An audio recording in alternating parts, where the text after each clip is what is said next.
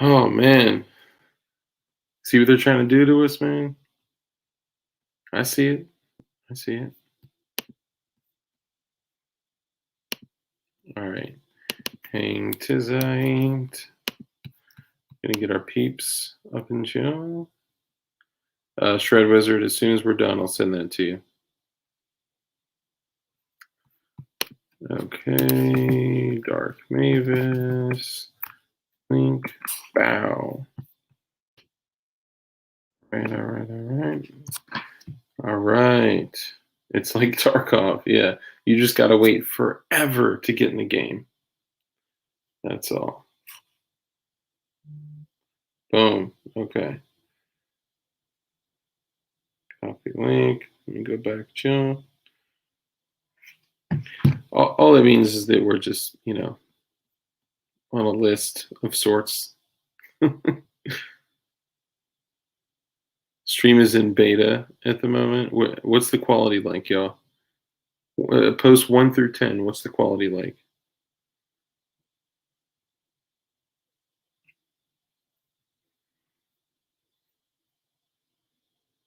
The best list. Is it Santa's nice list? 10, 10, 12. Love it. I love how common your courtesy is. Oh my goodness. Look at that. Hello, can you hear me? I actually can. 9.7.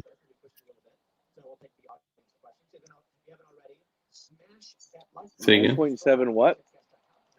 No, I was talking with DS88. Hammer down.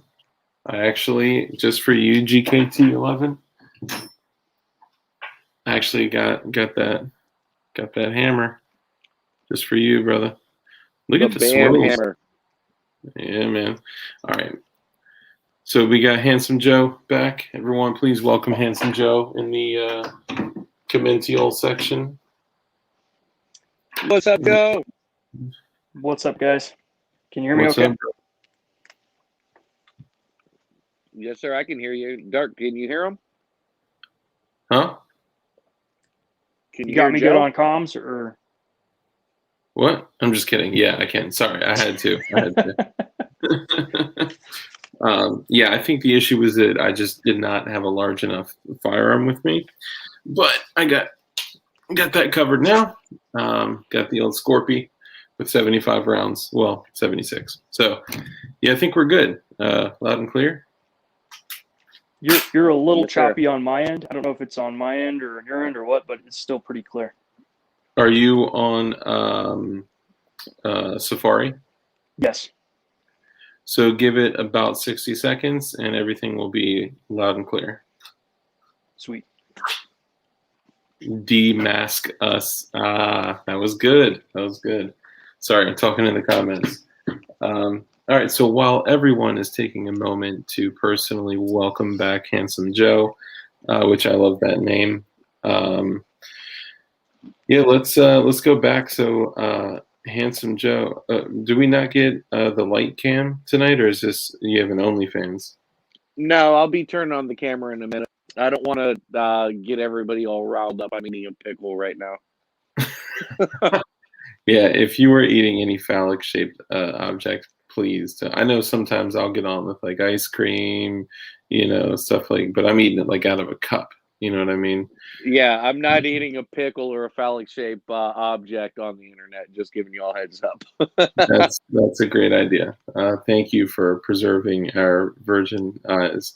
Common courtesy said, "Gay." All right, so let's take a moment, Joe, Handsome Joe. Sorry, you're special to us because you were our first viewer guest on the podcast, and we brought you back before. Last little bite. We brought you back before, and for a short conversation with just you and I. And now that Senor Light is here with us, let's roll into it, man. So tell us a little bit about yourself for those, because we got a lot of new viewers that came from other channels. Sounds good. Yeah, so prior service, active duty Marine Corps. Served during the GWAT. Did one enlistment, 5 years, one combat deployment. I'm nobody special. I'm just a regular dude. And Let me just really quickly for the purpose of acronyms. And Mitchell Black, thank you for your super chat, brother, for the stream. We appreciate you, man. Thank you. We always see your name in here too. For the purpose of acronyms, let everyone know what GWAT stands for. GWAT stands for the Global War on Terror. Thank you. Yep. Yeah. 30-something years old. I do a very, very boring job. Nothing really important or special about it. And I've been talking with you guys for a few weeks, I would say, cumulatively. And longtime Carnicon fan. When I saw that Dugan had come back from the dead, so to speak, jumped on that, and then kind of went down the rabbit hole for a little while with y'all. I don't know what else y'all want to get into as far as background or bio or anything else. Were you there for Iraqi freedom, or were you there for enduring freedom? Or enduring both? freedom. Okay, I was there on both of those, Iraqi and enduring freedom, and that's when you went through boot camp and you got that beautiful little red and white ribbon to be able to adorn to your service or your dress uniform. Yeah, the national service ribbon, the Firewatch ribbon. Yeah. Made everybody feel so special. I was so happy when I got a ribbon to be able to put in front or on top of it. I'm like, finally, I can knock this bitch off my chest. Right. So I kind of find the way that you described like your story of refinding Dugan and then finding us, I thought was pretty dope. So walk us through that. Like you even actually did research on Dugan's health condition, right? Yeah. So I don't remember exactly how it was that I came to be aware that he was doing videos again, but I came across it like on a gun page, a forum, somebody talking about it, like, hey, remember that guy from Carnicon, Dugan Ashley? Yeah, he's back on the internet again. Like, oh, sweet. Like, is he on YouTube? Where's he at? And came across the YouTube channel first, then saw some of the stuff he'd been putting on Twitter. And then it was just thoroughly confusing to me initially because it was just so outside of the scope and outside of the realm of what he had been doing. It's I'm not gonna lie, it was a little off-putting at first. Like I was a little like, what? Why would you do this? And then I started like looking up if anybody else was having the same reaction. Like who else is seeing this content and kind of scratching their head like, what? I feel like I'm walking into the middle of a conversation and I'm not supposed to be here. And sure enough, I found things on the internet saying things like, he's crazy, he's got MS, therefore he has to be on medication and you can't trust anybody on medication. It's like that was basically the logic train or illogic train that people were using to discredit or to try and steer people away from tuning in. And so once I saw that, I was like, okay, nobody puts out information like that unless they're trying to get you to not listen to what they have to say. Like, in other words, like, what is this random person with a random screen name that I don't know anything about, that I've never met, have invested in steering people away from what this guy's talking about? And especially the way that like the ARFCOM guys did him and how everything went to transitioning, talking about his mental health. That was kind of like that was almost like propaganda in itself. Really quickly, I just want to let you guys know we officially have a celebrity in the stream in the comments who just gave us a super chat. ladies and gentlemen, we have Sugar Tits, who is the wife of CRS Firearms. So thank you for your super chat of $4.99, and thank you for calling Light a pickle muncher, because now I'm going to change his name in the stream to Pickle Muncher. Yeah, pickle emojis for the rest of my life, apparently. Do they have a pickle emoji? I'm pretty sure they do. Brother. But Joe, one thing I do want to say is I appreciate your due diligence on how you invested your time to be able to sort out, the truth out of the BS and stuff of that nature. And you did your due diligence to be able to do your research and figure out, is what he's taking maybe something that's affecting his mentality, or what he's going through medically, is that affecting his neural synapses, this and that. And you end up coming to the conclusion, from what you said to us on the podcast, that there was nothing that indicated any of that. And then when you started listening to what he was saying and then started doing your research off of what he was saying, a lot of things ended up becoming a lot clearer, and you were able to understand a lot more, and you could actually see the validation in what he was saying. I just noticed my name changed. You bastard. Dread Wizard, thank you for the $2 sticker, brother. Appreciate it. I'll get the PDF to you right after the stream. Let me stop really for just a brief moment. GKT11 has brought up some things, saying Dugan scratched the surface on some topics, but there's so much more going on.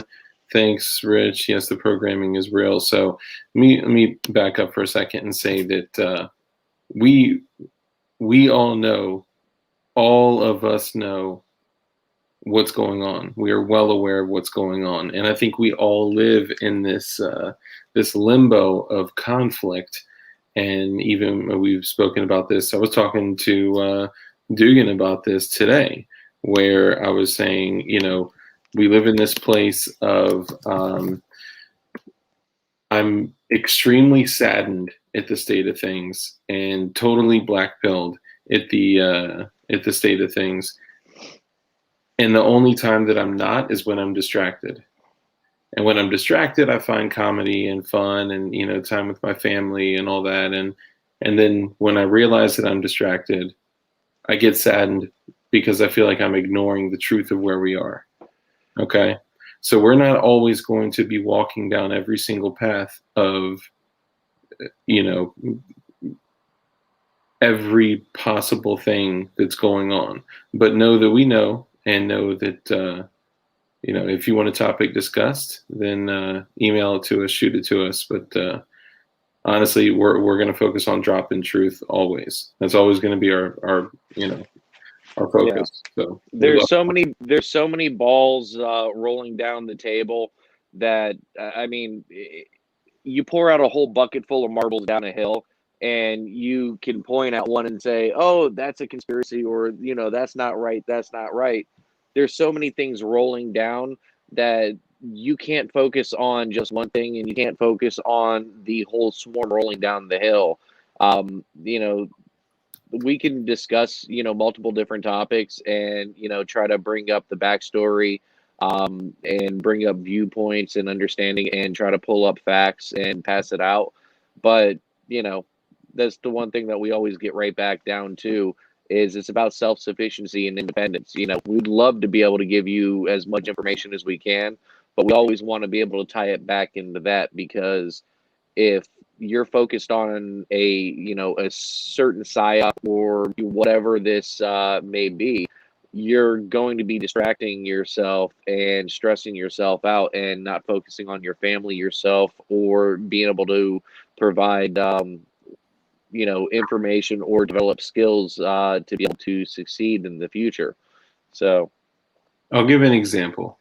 This is the best example that I can say. Then we'll give it back to Handsome Joe, because we didn't intend to take the time from you. Hang on. No, you guys are good, man. It's your show. I'm just living in it. Oh my so imagine if there's a man, and the man gets diagnosed with terminal cancer. That man has the opportunity. He has a decision to make, right? And the decision he has to make is, I could go on living every single day only focusing on, the darkest portion of this terminal cancer, or I could go on each day acknowledging it, finding a way to live with it, finding a way even at times to work against it, and maybe even slowly kill it. No, it's not LaCroix. LaCroix is freaking poisoned. But you acknowledge the fact that one has terminal cancer, and you keep going on with your life, man. You love your family, you laugh, because otherwise someone would be wiping your spit off of your shotgun. Like, sorry. Okay. Yep. So now that class is over, and dude, GKT, bro, we love you. We see you in here all the time. Like, it's not, we know that everything is synthetic. Everything, like, money is an operating system, and it has been installed in all of us, and we are just running code. We are running program. We get it. Dark and Light, did you hear that thousands of animals are running away from Yellowstone? That sounds. I haven't heard anything about that, but typically when animals run away from a coastline or a volcanic area, that typically means there's like a tsunami or an eruption that's going to be coming, just from historical evidence. So I haven't heard or seen anything about that. I'll look into that, but if that's the case, Yellowstone is a super volcano. Yeah, for sure. Did that like bring any clarity to anyone? I'll bust out a blue chem light later. My shotgun now, and I am going to run nothing but cut shells and flechettes. Awesome. I got you, John Kemble. Let's talk later. Wait, you guys don't like money. BTC, we don't fucks with the Bitcoin. All right, cool. So let's go ahead and keep rolling. My apologies, Handsome Rob. Just kidding, Handsome Joe. Man, you got to stop, or you're gonna make me think both of y'all were in the Navy. Oh God! Hey, the darkest optimist. Oh man. Sorry. No, Please. what you're talking earlier about, like the spit on the shotgun, man. Like when it started getting into some of this subject matter, some of the stuff that Dugan's been talking about and trying to debunk it, like I arrived from the position of this can't be true, but let's check it out anyway. And then trying to like see if there was anything there.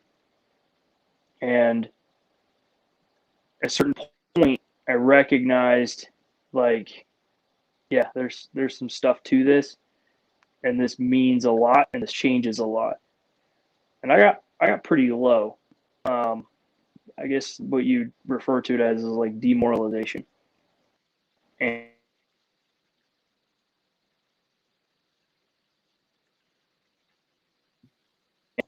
hang on, I'll be back in a sec, guys. Yeah, right. Go ahead. What do you think? He told us he was expecting an important call during the stream. But yeah, demoralization during like this, when you get this type of information, it's like almost impossible. You know what I mean? Like you can't. Yeah, depression is something that's really prevalent in today's society, and it's normally I typically attribute it to the lack of finding something to be able to focus or put your time towards, and be able to develop or create or build or make something along those lines where you can actually see value in what your hands or your mind produces. And flipping burgers or being in debt from a college, there's a lot of things out there where you just don't feel like you're living your fullest. And I think this is kind of one of the reasons why a lot of people focus on social media and end up wanting to get likes and thumbs up or views, this and that. And it's a society thing where it's destroying all of us together. And some of us who have basically broken away from, social media, such as myself and a couple other people I know, um, they are some of the least depressed people that I know, and out of everybody that I know. And it's kind of weird whenever you look at that. Ask around, find out who's not on social media, and see what their mental health is, because depression is going to run rampant in people that don't feel like they're able to achieve or do for themselves or for others. Well, if you guys remember, for those of you that are Carnicom fans, if you remember the PS90 video or P90 video, we just hit 50. I'll wait till we hit 100 to hit the blue chem light. He said, "Is that a blue dildo?"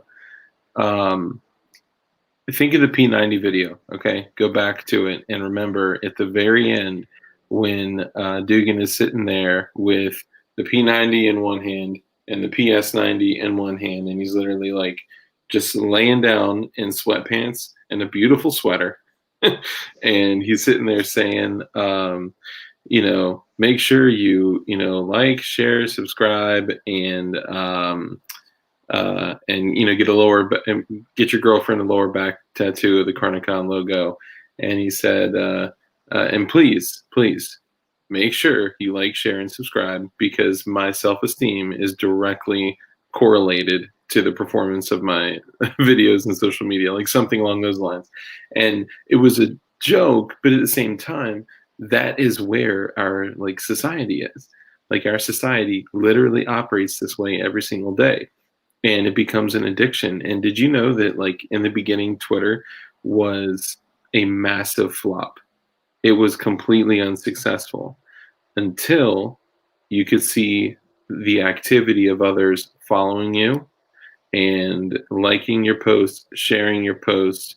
And then once you had metrics of how many shares do I have? How many retweets do I have? How many followers do I have? That's when it started, taking off like it did. Hold AK is the greatest song ever. Absolutely. That's a fat bag of swag, kid. So that's my outlook on it. Aside from this is the social media that I do. That's it. I don't fuck around with it. I did create a Instagram for Dark Light Dugan, but actually, here's something that you guys can do in the interim while we wait for Handsome Joe to come back. We do have a Dark Light Dugan Instagram. Hit it up and just post comments everywhere. Hashtag Blue Chem Light, hashtag DLD, hashtag whatever, Dark Mavis, Dark Light Dugan. Definitely hit the thumbs up. Thanks, Elevator Bear. And we also have a Discord. If you want that, then you have to send us a handwritten letter with your social security number, first pet's name, street you grew up on, elementary school. Am I missing anything else? Oh, wow. Y'all are already on that. It's so funny when I ask y'all to do something and my phone is like just going off right away. Thank y'all. And what else? Just stuff like that. Thank you for the DM, Anon. Last thing before we go on, I was saying something else. Oh, okay. Here's the deal. It is highly, highly likely that where we are right now, having conversations with you guys right now, that this whole thing one day will cease to exist by the press of a button. We've already seen it in our subs. We've already seen it in our watch time. We have over 500,000 minutes of watch time in less than 60 days. Okay. I would ask all of you to go type into the YouTube search bar, Dark Mavis, and literally Dark Mavis, the first picture that pops up is my little tiny daughter in there. And sub to that channel, because that channel is basically going to become our B channel as a backup. Okay, so that's it. That's all I got. Handsome Joe, welcome back, brother. What's up, Pacone? Is this thing working? This thing's working. Sweet. Sorry about that, guys. Yeah, I had a phone call. I already told you all about. I had to say goodnight to the kids. Yep. Yeah, I let them know. Cool. Yeah. So, Please. demoralization, I think, is where we left off. Yep. Yep. So, talking to some different people about that and just different perspectives. A guy I know was telling me he's kind of been knowing that something's coming for a while, and his perspective is like, there's basically not enough time to fully and adequately prepare. Like, you basically could have all the time in the world and all the resources at your fingertips, and you wouldn't be able to prepare for what's coming. That's not to say that you shouldn't attempt, because that's kind of what this whole show, what you guys are pushing, is like, hey man, do what you have to do, to take care of your families. But at the end of the day, you could spend, kind of like you're saying with the cancer patient, you could spend your last 5, 10, 15, 20 years on earth fretting and worrying and driving yourself nuts, stockpiling this and researching that. Yeah. And at the end of the day, like, the bad team wins, because they just got you to like be so upset and so angry and so bitter and so demoralized that you're not effective. Can I tell you too, just really quickly on that note, it's important that I say this. In that moment, the reason they win, there's 2 levels to this. Number 1 is they win by the naive, because the naive play the game. The naive continue to use money as the operating system that it is, and they win by the enlightened, because the enlightened are so the ones that are awake. They win by the ones that are awake that take that route, because you forego living. You are so scared of dying that you forego living to prepare to live. Right? Like it's the same thing that, like, Navy SEALs, there's this huge community of, I mean, not only Navy SEALs, right? This is in a lot of different members of the armed forces. A lot of Navy SEALs are like, I had spent my entire life fighting to stay alive, doing everything I can to stay alive. And, I've done terrible things to stay alive. And when I get back home and I have to adapt to civilian life, all I want to do is die. It is so against my programming. It is so against everything that I, that is ingrained in me. But I don't want to live in it. I don't have that purpose. I don't have the buddies next to me that I'm fighting for. All of a sudden, it's all about me. So it's this really odd place. How do you find the balance between? Man, we could have a whole episode just on this. It's like finding the balance between, how do you forego living out of fear of death? So anyway, I don't know if that makes sense, but that's kind of how I see it. And Blue Sticks, thank you for saying I'd be super demoralized without you guys, because honestly, we love all y'all. All of our glowies are, only easy day was yesterday. That's for sure. And I know we don't need to keep, harping on the subject, but it's true, because statistically, there are a lot of people in this chat right now that are hurting. Okay, so we need to be cognizant of that, and we want to keep y'all living too and happy, and also aware of truth and what's going on. I would say let's jump on the subject that me, you, and Joe discussed earlier about the foreign art students. I'm going to have to back out for right now. I got to go take care of somebody crying, but I'll be back with y'all here shortly. Word. Thanks, man. See you later, man.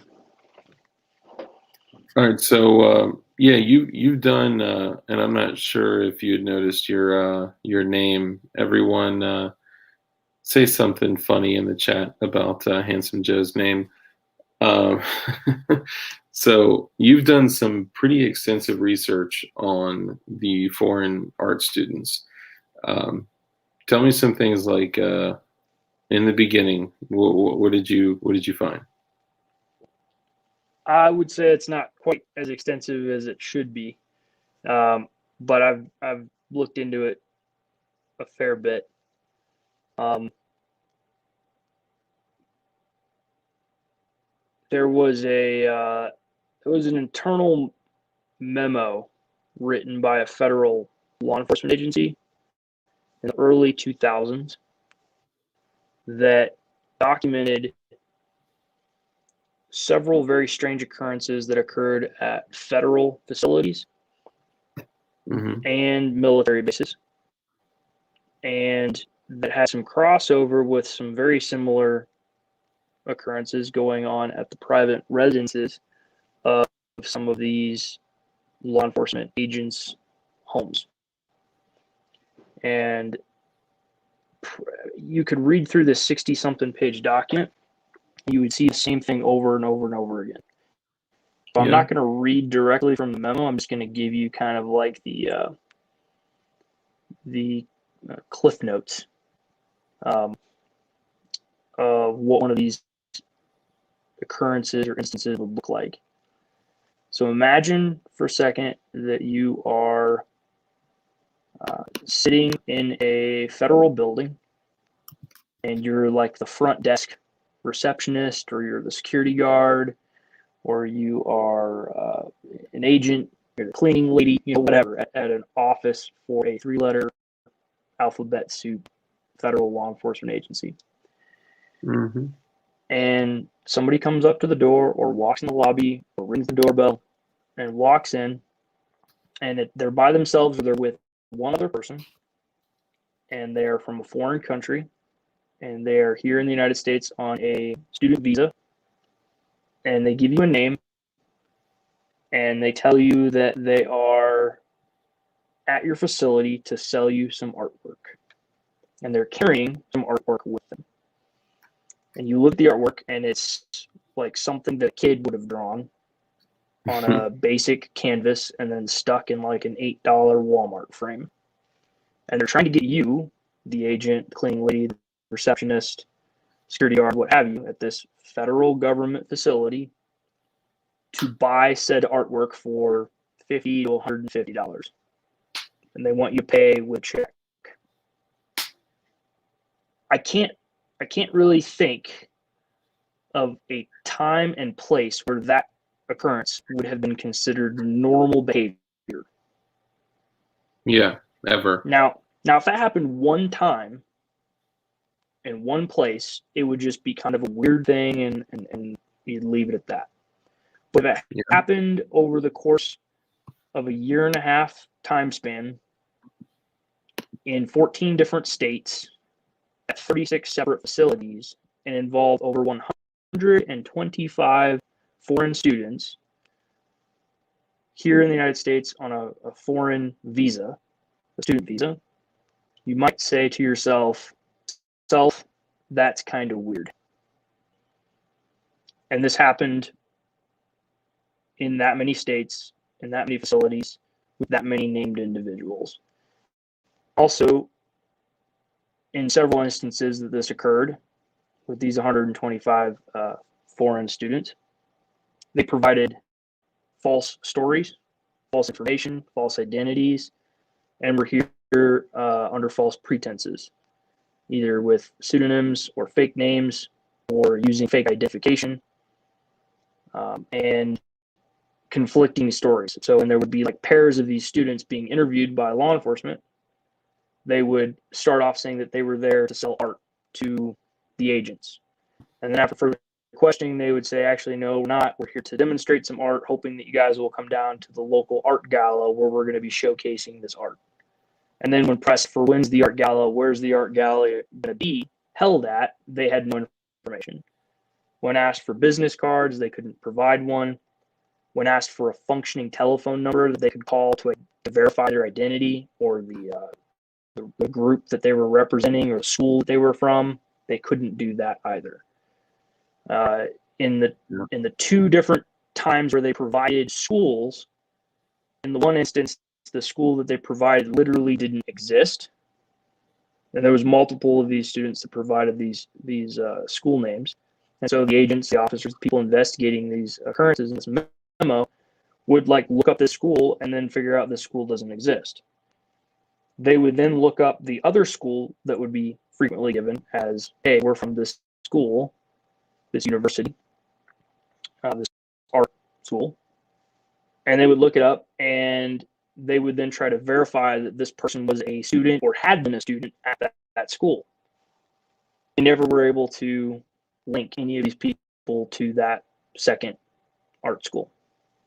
So there was a pattern of deception, and there was a pattern of changing stories, and that just adds additional layers of weirdness, strangeness to all these different events and occurrences. And it was so strange and it was so weird that this 3-letter alphabet law enforcement agency made a 60-plus page memo about it, documenting all the times that it occurred, all the people involved, all the facilities involved, all the agencies, and one particular branch of the military that was involved as well.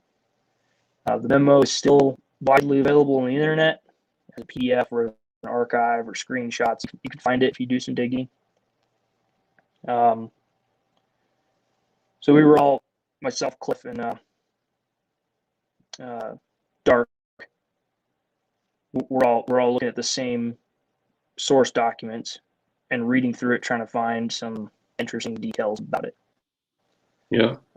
Did I miss anything there, Dark, or does that pretty much cover that perspective or that angle? No, I think you did an excellent job, and I also think one thing that needs to be covered is the fact that they also were showing up door to door to federal employees' homes. Yes. Selling art as well, which would give the impression that they had intelligence to begin with. Yeah, so they were showing up to individual agents and supervisors' private residences, addresses that weren't publicly listed, and agents' personal residences that the only way that you would have been able to ascertain that this residence was the home of a federal law enforcement agent was to get access to that information. And so there was an overlap there. It was the targeting of primarily one specific law enforcement agency, and then the targeting of agents at their homes on their off times. And in some cases, agents that worked at facility A that had already been targeted, but they lived in state B. So I work in Oklahoma, but I live in Florida. Agents were having the exact same people or the same genre of people showing up at their home, asking them to do the exact same thing. Hey, look at this piece of art we're trying to sell you for an inflated price. And then trying to gain access to agents' homes, asking to use the restroom, asking to use the telephone. And in a lot of instances, when these agents were like, no, you can't come in my house. No, I don't want to buy any of your art. They would observe these people basically turning around and walking straight back down the sidewalk to the street, walking down the road, and then getting in a vehicle and driving off. So it wasn't as if they were going door to door in that neighborhood, canvassing the neighborhood, although on a couple of occasions they did see them apparently canvassing the neighborhood and going to a couple additional houses and then popping smoke and leaving. So there was that angle. It was also the fact that they were operating in teams. There's 125 named individuals in the memo, and they were primarily being dropped off in the neighborhoods of the federal buildings or the federal agents' residences, and pairs or groups of 4, 5, 6, 7, sometimes 8 people traveling in a van or a truck together and being dropped off throughout a major city and then scattering to the four winds and going around to different law enforcement agencies, buildings, and trying to sell artwork, which again, doesn't matter what decade you're looking at. That's just kind of strange behavior. Yeah.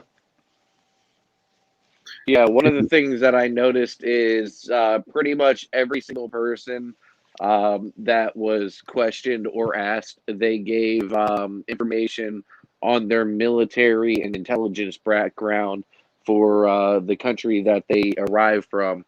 And a majority of them arrived from a country that is protected by the U.S. and a couple of other European Union countries, stuff of that nature. But it was definitely very interesting. A lot of them had, if not all of them, had military or military intelligence backgrounds. Specifically in high explosives, things like that. And they're really quickly, Gordon, the best two kinds to get. Actually, you know what? I'll send you links. Email me, thedarkestmavis.com. Ameriglow are the best, but they're hard to find. There's another option that is good too. So Letterbomb, this was domestic. This was done on our soil throughout the country, and there were almost 140. I think you said, what, 125? Yeah, 125. It occurred in the United States. There was some overlap in Mexico. At least one building that was roughly equivalent to the U.S. Capitol building, but the Mexican version of that. Like where the Mexican Congress hangs out and meets and discusses what they're going to do that year or whatever. Yeah. Zalbov, I don't know the actual name of was that not Iraq. building, but so we could sit here and dance around it. Go do some Googling, some DuckDuckGoing. Go to your local library and check out a book or three. I don't know what to tell you there, but you can find it if you want to find it. It's not that hard. Something else that was interesting was that one of the individuals that was named in the report declared himself to be, and the agents investigating could not find any conflicting information, that he had been the bodyguard of a two-star general. So there was also another gentleman that had been in a special operations unit. So you got to think, like, what would, like, the bodyguard of a two-star general and a bunch of explosives experts and intelligence operatives or former intelligence operatives and special operations forces, why would they be, like, in and around the United States on student visas trying to sell junky art in federal buildings? Yeah. So what's your... it's very interesting. One thing I can look at and see, counterintelligence, basically bugging people's houses, stuff of that nature, or just showing an influx on, people can be reached. I mean, we don't know how deep any of this goes, other than what we can see from the memo and the other information that we have.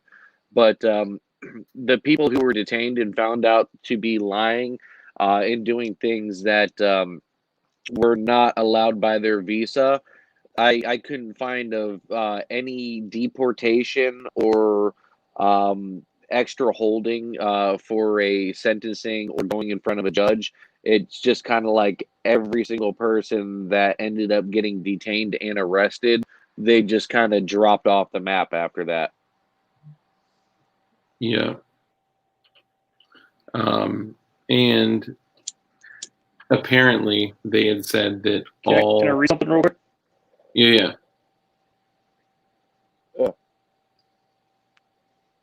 Sorry, I know there's a lag. I didn't want to cut you off. No, you're good. Go ahead. So this is the 7 signs of terrorism: surveillance, recording or monitoring activities, solicitation, tests of security, requiring supplies, suspicious persons, dry runs or trial runs, and deploying.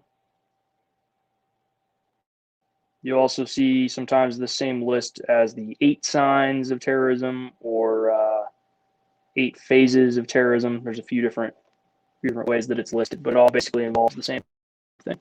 And if you read through that list and you read through that memo and you take a little pin and you check next to one of those 7 or 8 things, every time you read something that seems to fit under one of those 7 or 8 categories, you're gonna run out of space on your piece of paper. Yeah, and one thing that was said about this was that what would be a better way to get an internal look on, what they do and how they act when someone steps on their, front door and basically, scares them, right? Basically, okay, so let me go on their porch and, sell them art, right? And basically, eh, scare them, confuse them, whatever. And then I get to take a step back and watch them and see what they do and how they act. And one of the things that when we were talking with Dugan about this was, well, what would be the benefit of that? Like, what actual intelligence did they get? Well, probably not a lot. They weren't planning bugs. They didn't find any bugs, any listening devices. They didn't find anything. So what could they get? Well, if they took a step back and watched what, because apparently they were tapping every single phone in the United States anyway, with a huge, massive transcribing software thing that was going on during that same time.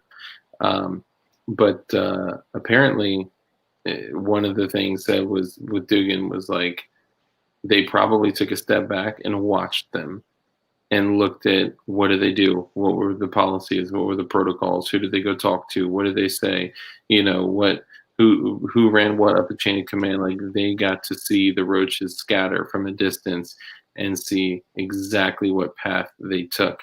And if they weren't smart enough, I mean, I don't know. Does that make sense? Like watching them from 1,000-foot view, panicking. Yeah, we're still trying to figure out what the end game for that whole scenario was, but it was an organized operation that was running through. Um, I'm gonna back out for a second and see if I can get something else going on here, and then I'll be right back with you, gentlemen. I apologize. All right. So one of the interesting things was that, like Anon just said, nobody cared, right? And it did keep getting shut down. Fox even did a story on this, and you know what happened? It was shut down. And not only was it shut down, the guy, I can't remember his name, was it Cameron or something like that? The guy made several appearances saying, oh, the story that I wrote, was posted and it had to be removed from every website due to bandwidth issues on the website, the website, the Fox website, and all this shit. Like, clearly, it was like a video or messages sent. Like, it wasn't his idea. Let's just say that, right? um, so there's a lot of different things here that are kind of like we don't necessarily have the 100% truth on. We can only speculate what truly happened. But what came of this was that there's a book, Handsome Joe. You want to talk about that book? A $900 book.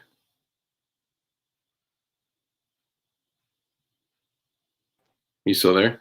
Are you still there, man? Yep. Can you hear me?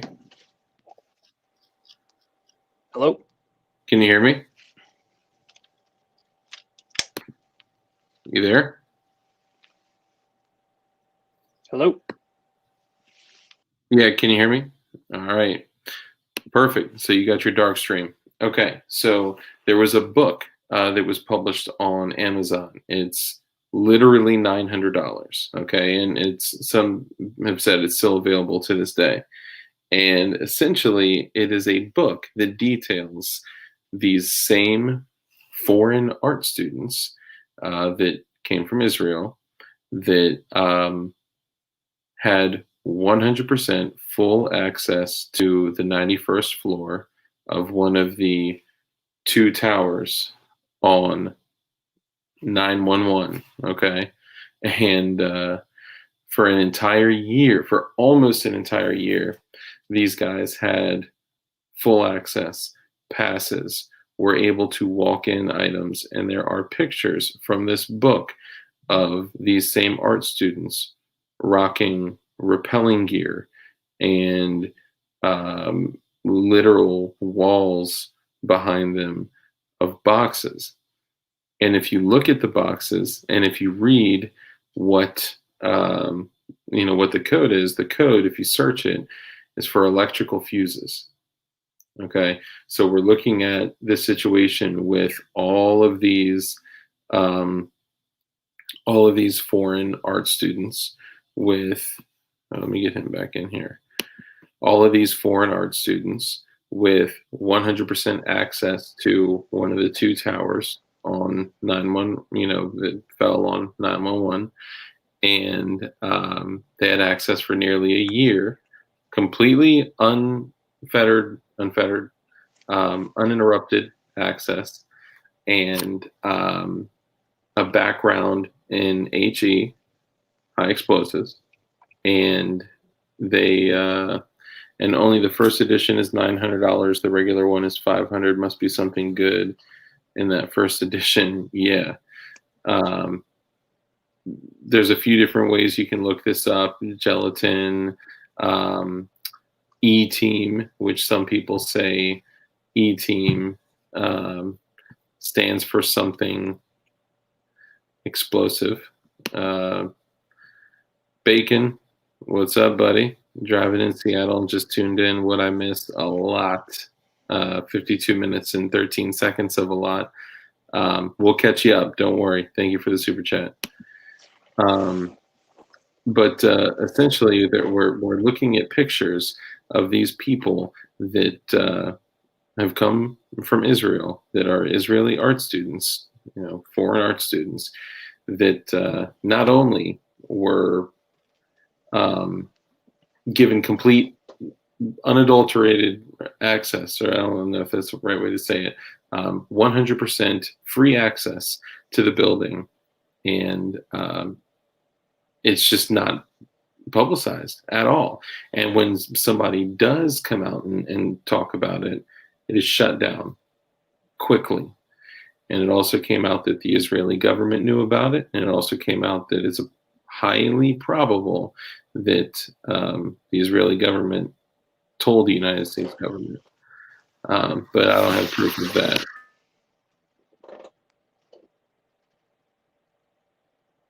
Yeah, man. Sorry about that. I had some technical difficulties on my end.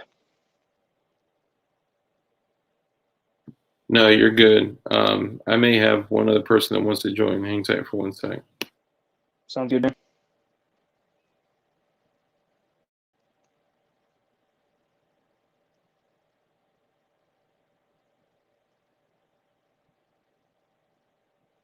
There was a Jared referenced I think it's the LMCC. No, I did not. So I went right to talking about Small Hat Gang. I went right into the fact that they had access to the towers and all Gotcha. that. And so the mechanism whereby they had access was, I believe the acronym is LMCC. It's like Lower Manhattan Cultural something or other. It might have been LMCA. I'm sorry, I don't have it written down or anything, but it basically was a program where art students, I'm assuming both domestic and foreign guys or gals, could come into New York City and find ways to do art. And so the entire 91st floor of WTC1 was devoted to like arts and cultural furthering, I guess, like project programs. And so there was art students from all over the world coming in and out of the 91st floor to do art projects. And this went on for months. It obviously ended on a particular day. I don't know if that program continued in the days and weeks and months and years after that day. But that was the mechanism whereby folks got access to that floor and were basically put up in studios and tents and allowed to live up there and come through the building freely and out of there, and what I would assume would be basically all hours of the day and night. Because if you're living there, it's not like they're locking you inside all night. So literally living in there. Yeah, not like working a 9 to 5 and going home, like brushing your teeth and using the toilet on the 91st floor for months and months and months. Yeah. I am going to do something that is against my finest judgment, but it's important that everyone sees the truth. Let me see where you are. Give me 1 second. I'm pulling something up. Where is she? Give me 1 second. I want you guys to see this. So there are PDFs on it. You want to talk about some of the information that we've grabbed while I pull this up? Yeah, I can go through some of this stuff. So some of the pictures, the PDF, all that. Yeah, there's actually there's a lot, and there's also not a lot. Yeah, so that's a sketch of the 91st floor. Go ahead and while I hold this here, because I was going to pull it up and do an actual screen share, but just kind of lightly touch on this. Yeah, so in the top center of the photograph, there's like these two parallel walls that are drawn. That is stacks of boxes that are labeled BB18 on the outside of the cardboard box. You can see it there. They pulled a window. You can see the boards leaning up there against that cardboard wall in that previous picture that you showed. So if you zoom in, or if you can zoom in at all, there's like basically what looks like two 2x4s. Yeah, that is the glass that they pulled out of the window where the gentleman in the white shirt and dark pants is standing. So they pulled out the window, and then that was their actual art project, right? Well, so they have a bunch of stuff going on up there, obviously. Look at that wall of electrical fuses. Now we don't know for certain. We don't know for certain that's what's in those boxes. They could have just gotten a good deal on some used electrical fuse boxes, and they're just putting it up there to make a little room or something. And maybe it's all full of old clothes they're going to take down and donate to the Salvation Army or Goodwill or something afterwards. We don't know, right? But somebody probably knows. The window was pulled, and they actually stuck a piece of chewing gum on the outside of the building as an art project. And I've said this before, I'm not like an artsy guy. I don't really fully understand how all this ties in with art. In my mind, like art is like paintings and sculptures and things along that line, not necessarily a single piece of gum stuck on the outside of a building at the 91st floor. They built a small balcony that hung outside the building that, by all accounts, when security for the building found out about it, they were furious because there were no permits pulled. There was no request made to do this. They didn't hire a team of people to come in and like appropriately pull the window. They just did it. You can imagine like being in a hotel room and then like without consulting the front desk, without hiring a team to come in, you just like, you know what? I'm just going to open this hotel window that's like permanently shut. I'm going to open the window and like stick chewing gum on the outside of the hotel and build a balcony and take pictures of me hanging out on the side of a hotel building. Like, that'd be kind of weird, right? Yeah. They also had people that paid apparently not an inconsiderate amount of money to come up to the 91st floor and have their photograph taken silhouetted in that window space. And I don't know if that occurred before or after they pulled that window and stuck the chewing gum on the outside of the building, but they had a helicopter that they contracted out, like a helicopter like tour company that operates in New York City to bring a camera crew that was on the E team to come by the 91st floor and take photos of all of these people that had paid to get their photo taken at the World Trade Center, but like standing in the window silhouetted by light. There was a bunch of stuff like that. There was like sculpture work that went on inside the building where they were putting up metal 2D silhouettes of human beings. I think probably the most disturbing element of all this information is the sketches and the pictures that were published in that book. There's some sketches in there like that one you showed of the 91st floor where it's like done in blue ink. You can actually see the helicopter in that photo. Yeah. And Do you there's guys like a want bunch me to show the sketch? If you want me to show the sketch again, let me know. I probably could find a way to email it to myself and screen share it. But the thing that I can't get off my mind, I mean, the notes are so bizarre. The notes, the little red ink notes are so bizarre that it's almost like it's either disinformation or there was an HVT. And I'm not saying that this was done for an HVT, right? But I'm saying that, sorry, Light's trying to get back in. People are no worries, blowing man. it. I'm sorry. But I hope no one's blowing up, man. no.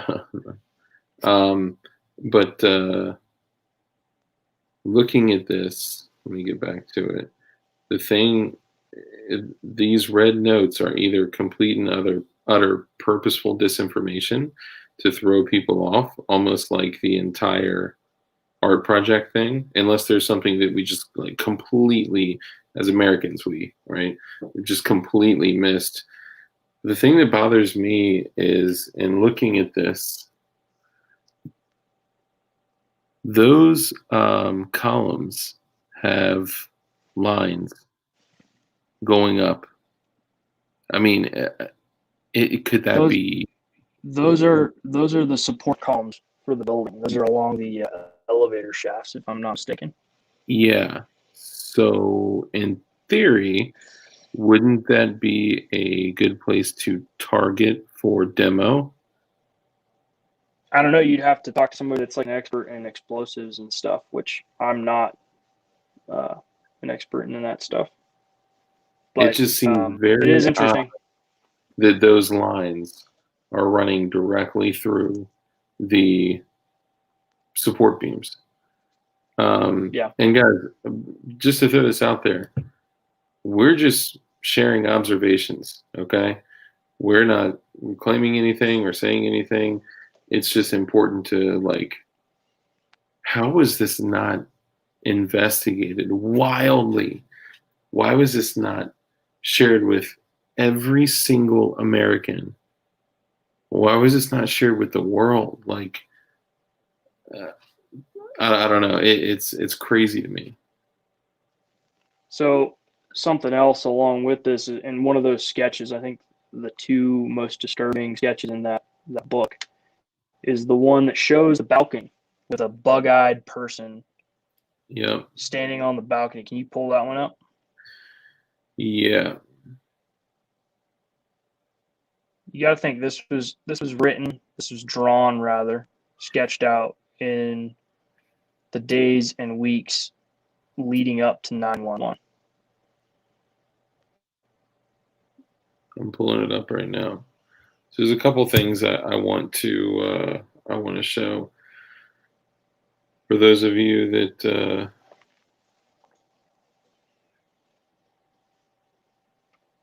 So this is a picture of the lights reading E-team right around the same area where the catastrophic event occurred. I have the drawing right here, but well, yeah, we'll do it like this. Here is the sketch that you're referring to. So that's kind of the balcony that they built, although the balcony that they put up didn't have the rails at the end. And then like the lower left-hand corner, there's like this kind of animalistic or just strange way to draw a human falling out of the building with some words streaming out of its mouth as a caption.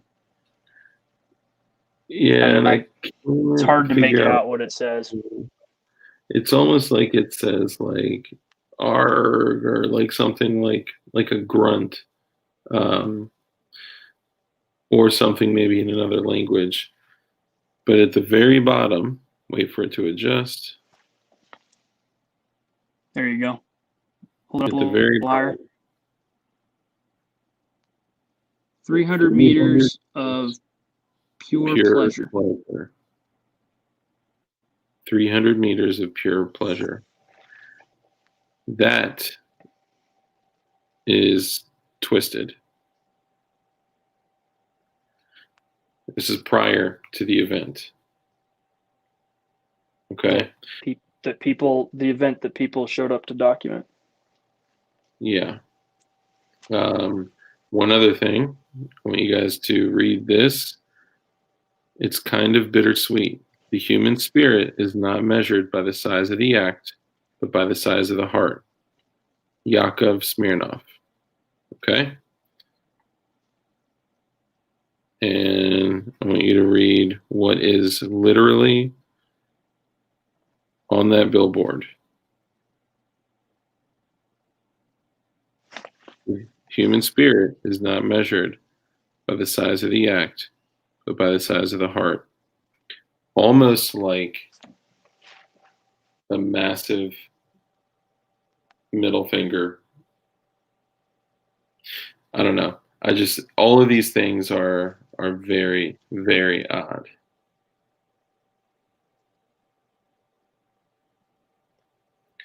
I don't know if you guys remember this, but in some waves that the former president Donald J. Trump brought up, he made some enemies in the media by referencing how there were folks of Arab descent in and around New York City, New Jersey, New York City, that were cheering on 911 about the event and celebrating. And the media said that's not true. You're making generalizations. The Arab community was just as terrified and just as horrified and just as frightened by the events of 911 as any other proud New Yorker or American was. And Donald Trump was like, no, if you go talk to the members of the city, people that were there that day, they will all remember all of the different Arabs that were cheering and dancing in the streets and celebrating the events. Now, from everything that I've been able to see, the only incident where anybody was celebrating or cheering and attracted attention to them celebrating and cheering, up to and including law enforcement questioning and detention, was a group of 5 gentlemen that worked for a company called Urban Moving Systems Company. The Urban Moving Systems Company, less than 2 weeks, I don't know exact time frame, it could have been 3 days, but I know it was less than 2 weeks after the event, closed their doors, and the owner fled home. And the gentlemen that he hired on were primarily from his home country. 5 of his employees were seen sometime after 8 a.m. that morning in a parking lot that overlooked the skyline of New York City, overlooked Building 1, Building 2, Tower 1, Tower 2, whatever you want to call it. And they were taking pictures, high-fiving, cheering, posing in front of the buildings on fire, holding up lit cigarette lighters, kind of in the same way that like stupid American teenage tourists do when they go to Milan, Italy, or Pisa, Italy, and they're standing there in the foreground, like holding up the Leaning Tower of Pisa. Like these guys were holding up lighters in front of a building full of American citizens that were moments away from dying. People jumping out of buildings, people burning alive, people suffocating on fumes and smoke, getting crushed, being crushed to death by falling debris. Yeah. And so there was 5 gentlemen celebrating. Now think for a second, if you were a law enforcement officer and you were aware of what was going on in downtown Manhattan, and you had friends and family members in that geographical region, there's a potential that you might know somebody in one of those buildings, right? Family member, friend, coworker, acquaintance, girlfriend, husband, wife, whatever, right? And you are tasked with finding your group of people cheering and celebrating this event, and you find them, and they immediately begin trying to like placate to you and try to like get you not be upset with them by stating, we are not your enemies, our enemies are your enemies. Now, these guys that got pulled over and pulled out of their moving van from urban moving systems, they ended up being detained. We're getting closer to 100, so I'm busting out the box. Yep, Sorry. no worries, man. These guys got arrested or detained by law enforcement. They were held for 71 days and then deported on immigration and visa violations. So there's some overlap between those 5.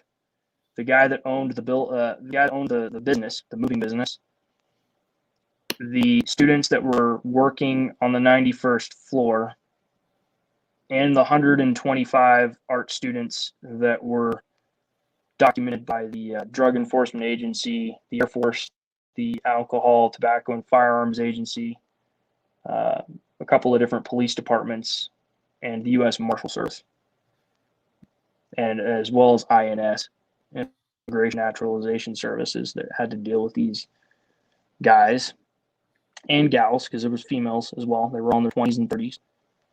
Most of them were born in 77, 78, 79. Out of the 125 names that are in the DEA memo.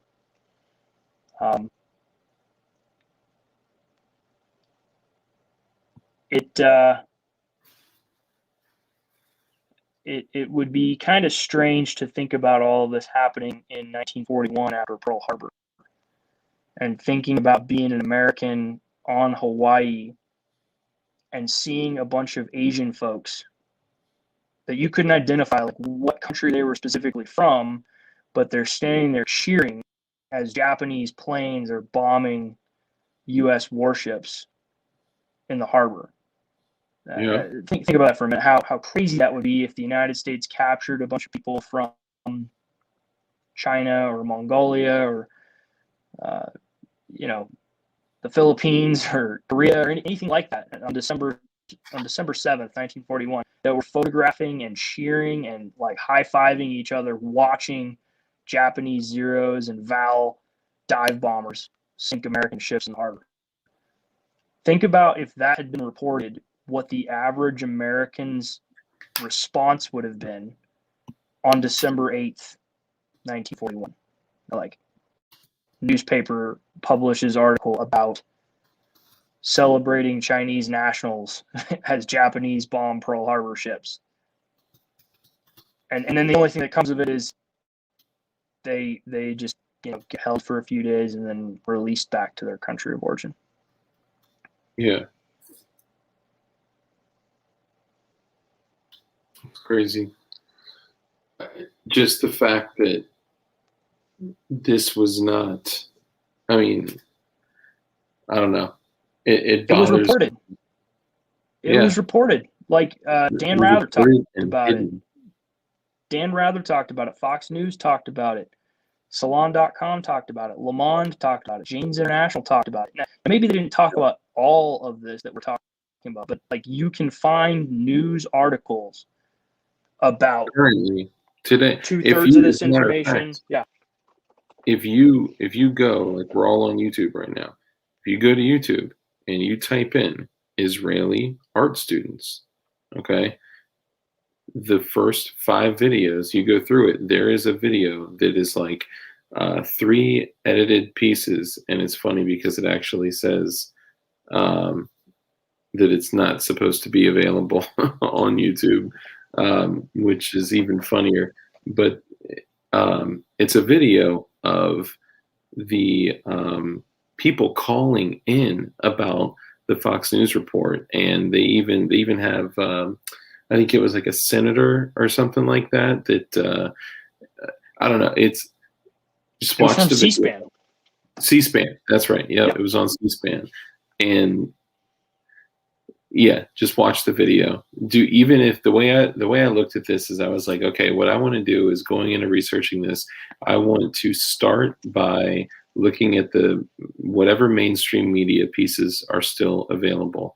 Like, what did the MSN put out around that, around that investigation or lack of an investigation? And that's kind of how I started. And I started looking through, what the MSN was saying. And it was blocked. It was stepped on. And this has been purposely, halted. Gulf of Tonkin, Pearl Harbor, USS Liberty, not including all the school, bang, bang, Vegas, bang, bang, etc. Absolutely. It's, yeah. Someone mentioned Chauvin as well. Yeah, he's going to walk. And he's going to walk because it's already been designed for him to walk. And it's already been designed for him to walk because of the planned disruption, destabilization. It is part of, it's a piece on the chessboard. That's it. Right? And we're going to be right back where we were last year. We're going to be right back where we were, to the pallets of bricks laying in the streets. And yeah, this has been marketed as a dark winter. We have barely been able to set foot on the path of pain that we felt over this last year. Sorry, I don't mean to get dark. Well, I am dark, but you know what I mean. Who did you say was going to walk, man? It kind of broke up on my end. Derek Chauvin. Oh, the guy that leaned on the neck. Yeah. He'll walk. Follow the bricks. Follow the sticks. That's the. He wasn't the only person on that, man. No, for sure. And if you got, oh man, if you guys really, it should be a completely different stream. But man, we ran an OSI for months on this. We had an open source investigation with almost 700 people in we'll call it a community, because I don't want to say where it was, because we were nuked 3 times. And if, they find out we're back, they're just going to nuke it again.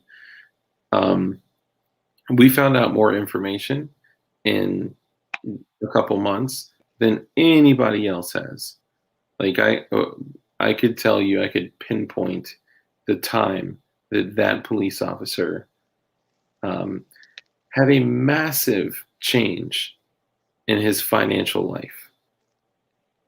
Like went from a single family home of $280 something thousand to mortgaging almost $1 million in 3 properties, one being a vacation home in Florida, 2 being 2 separate other homes in different areas, and basically being accused of being part of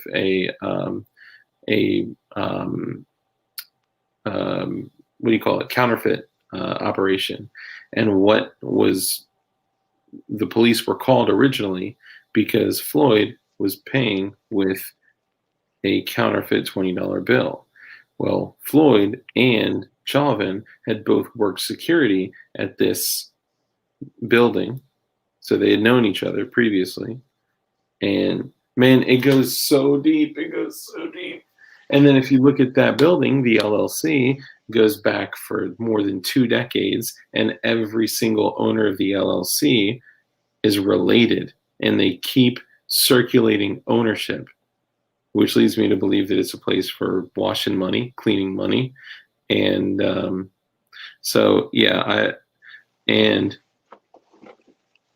he wasn't the first officer there. The first officer there showed up, held him at gunpoint, and I will, Jimmy. I'm getting blown up over it.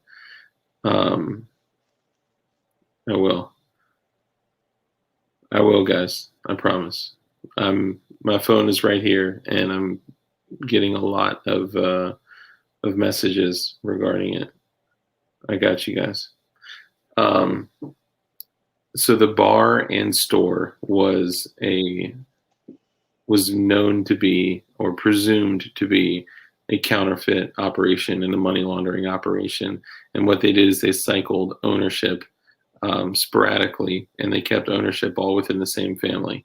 You can look it up. It's all public records, and you can use a couple other resources to, find their tax information. But the first officer that pulled up, I think it was like Thomas Miller or something like that, literally held Floyd at gunpoint and called Chauvin. And Chauvin came there in a partner unit, but his partner was his brother-in-law, his wife's brother. Like, this is clearly something that we're not going to discuss right now. Sorry. This is just really interesting because now we're back at this place, and it's so easy to fall into, this destabilization boom, like we were in last year, right? Where, there were streets occupied. There were, they were shutting them up. Yeah. There's go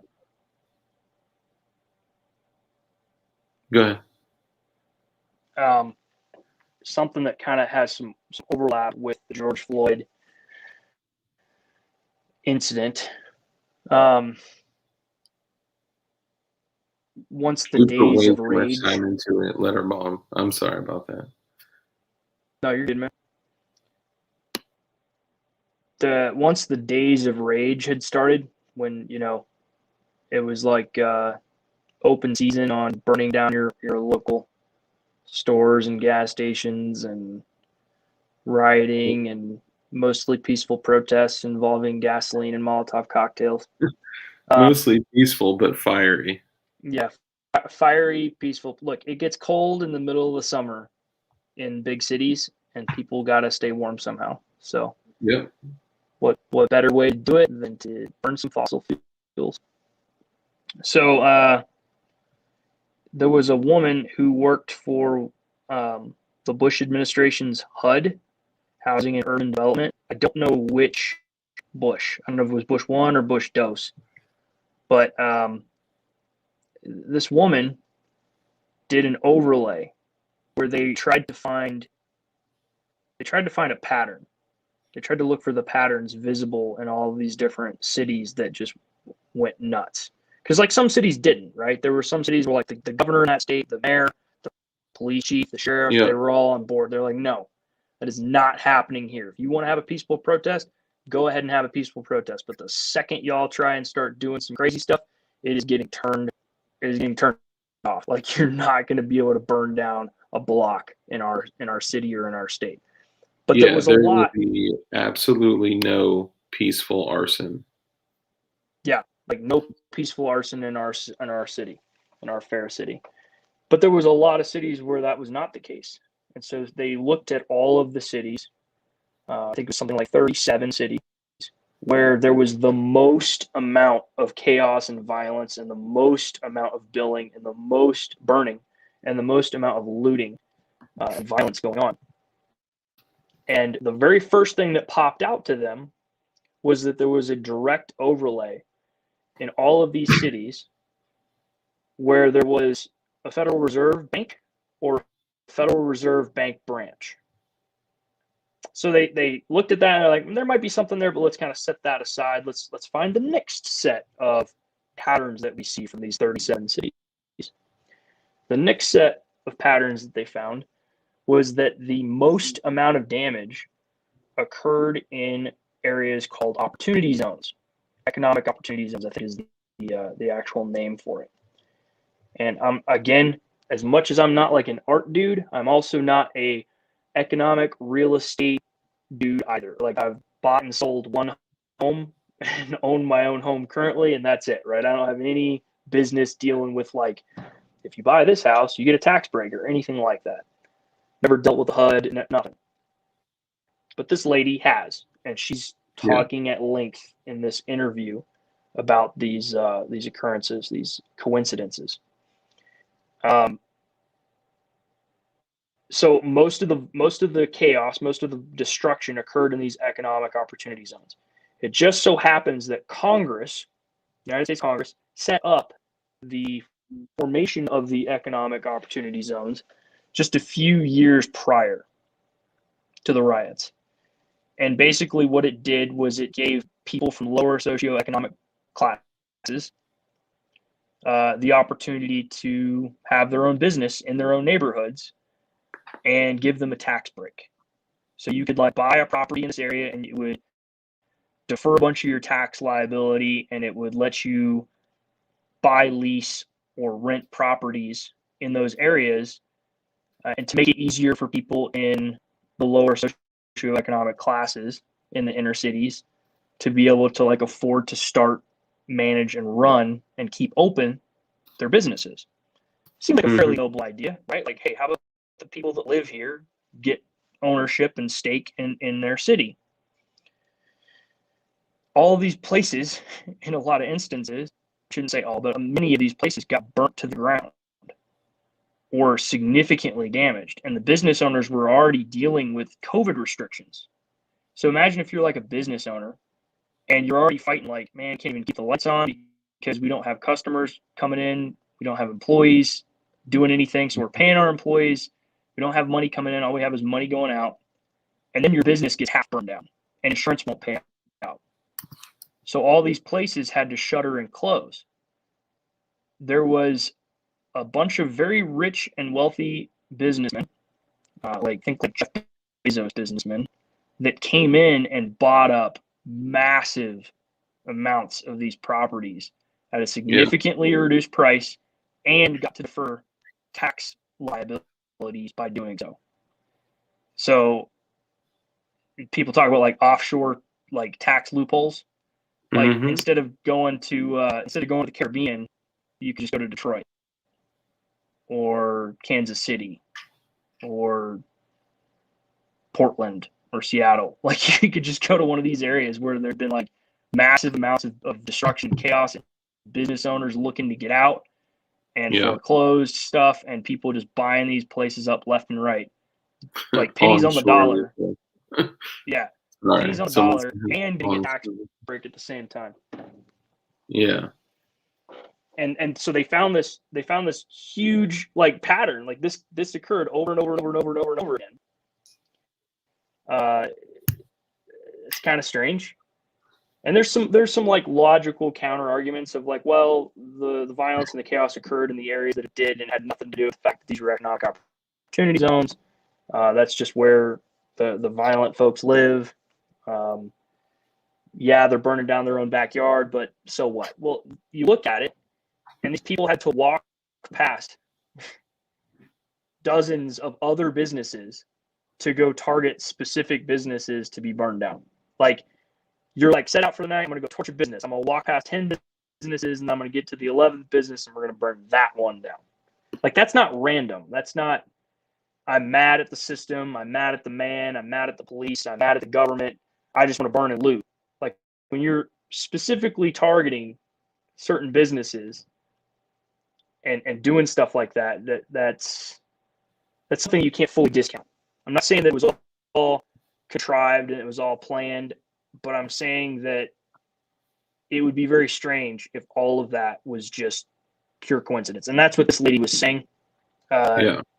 She's got a bunch of videos that surprisingly have been pulled from YouTube. It's very difficult to find the full transcript of all these different interviews that she's done, but they are out there in little bits and pieces, or like in German, like translated into German. Really? Yeah, it's kind of strange. I'll send you the info on it. But, Damn.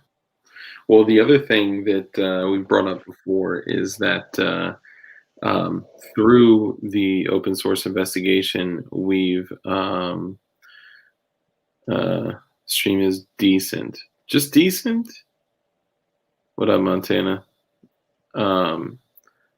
So the other thing that we found is that basically we wanted to look at, aside from crowdfunding, who is funding the two biggest organizations that are involved in the rioting and looting and destabilization.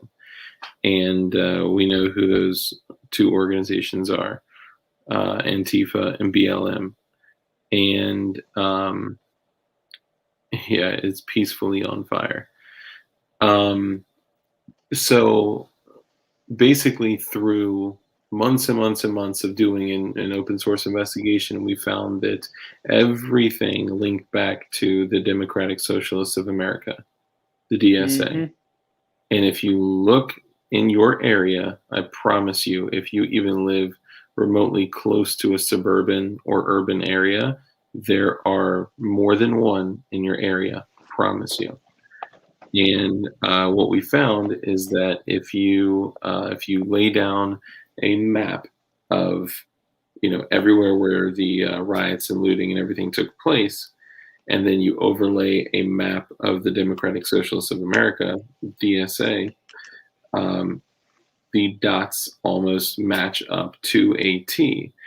And I got curious, so I went to their website, and this is how sick this is. Okay, this is how money is an operating system to program people. Okay, they were offering COVID relief.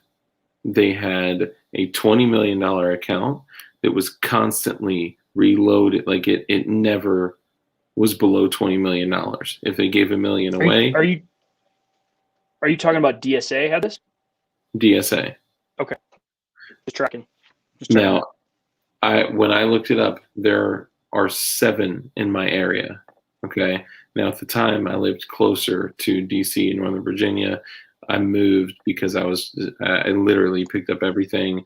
I had lost my, super ridiculous, prestigious job that I didn't want anymore. Didn't want the money anymore. I was just done with it.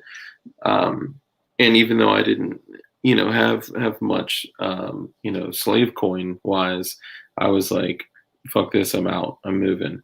And we left, we moved, we got way, way further out from a highly densely populated area. And now, we're on a little quiet street. And I have a gun room now, which is important to me. But anyway, my purpose for sharing this is that I looked, and on DSA's website, there are 7 in the Northern Virginia area right outside of DC. And they were offering COVID relief, and they were offering to pay for your mortgage and your rent. And they're just asking for you to volunteer in return. So if you were doing an intake, that would be a really good opportunity to kind of take someone's temperature and see, if they're willing to go out and hit the streets for you. So if I were to guess, it's a possibility that they were paying people's mortgages and rents, or replacing, supplementing their income to get them to go out and hit the streets for them. That's what my summation was. That's what it sounds to me like it's just socialism in action, man. They're just trying to help out the communities and spread the wealth around. It doesn't sound strange to me at all.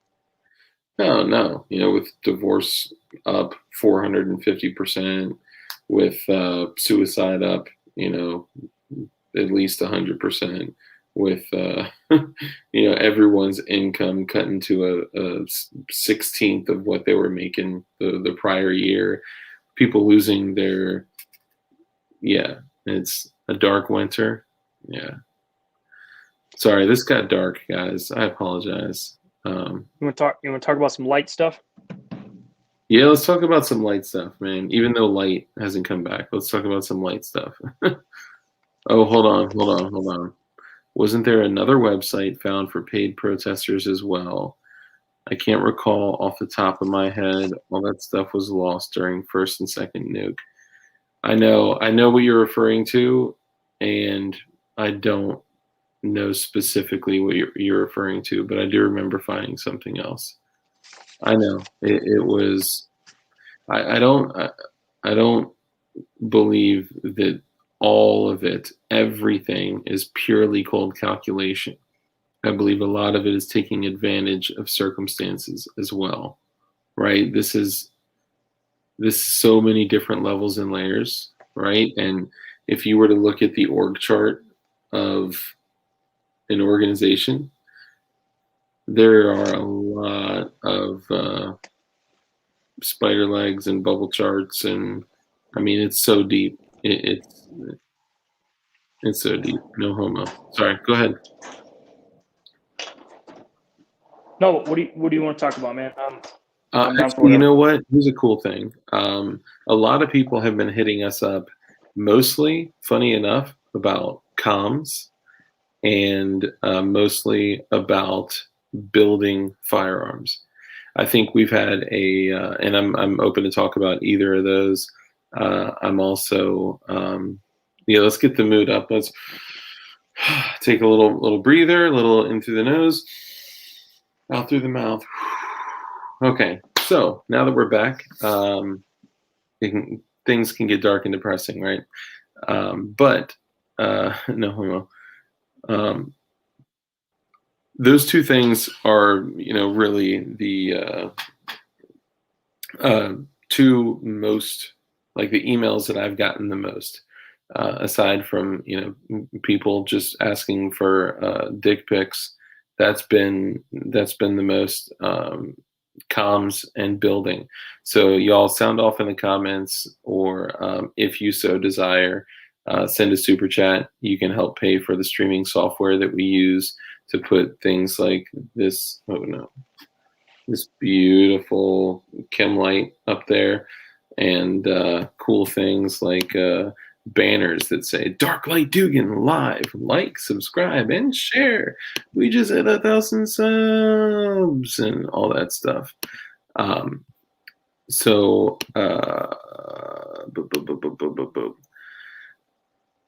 now, and again, like, we hit this too. Like, even though we're monetized now, like, know that we're never going to compromise on our morals. Like, we're not doing this for slave coins. Okay, it's we would have a goal of, like, imagine how effective we could be if we all could do this full time. If we did not have to give 8-10 hours a day to another job for slave coins. But anyway, yeah, so we could talk about comms, or the other. I'll send you a PP pic, okay? God. Drink a seltzer, dark, chill out. Oh, y'all are great. All right, we're up to 70. We're getting closer for the blue chem light. What I believe is that over the last year, and maybe more, right? Let's say year or two, there have been a lot of people that are new to firearm ownership. And being new to firearm ownership, if you guys go back to, like, that first time that you bought your Wasser for $319 when you were 18, that was me. You weren't thinking about building firearms. Yeah, hit the fucking like button, guys. Thank you. You weren't thinking about building firearms. You were thinking about buying firearms.